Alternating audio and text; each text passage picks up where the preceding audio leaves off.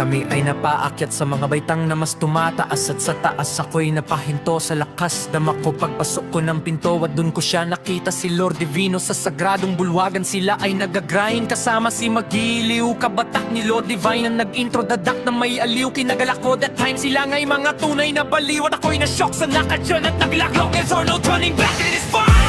Ako nga pa si Jay, ang malupit na barbero, binamagong disipulo nagugupit kay Lord Divino, at napaupo sa pwesto at nakilaro sa salo-salo ng gumugulong na bato at halo-halo kumpleto rekado. At dito una ako nakatikim ng tubig na niluto ni Melvin, at napagpasyahan manalo o matalo, natayaan ng tiwala mga bago kong kasalo. Silang may ambag ng lakas, tunay na mga kabakas upang sumaaking doctrine ng divine system. All read them isinalin methods kung paano basahin, pahiwatig sa akin na maging kaisa at makibahagi sa puwersa ng Cubao. At dun nag-umpisa ang kwentong barbero na mangibabaw sa madaya mundo, at ako ay magpapakita ng panibagong tasa, mga talim na pinanday aking labaha at gunting na hinasa sa bula-bula makatunay na mandirigma ni Lord Divine. At ito ang unang bira ni Jay ng mga punchline.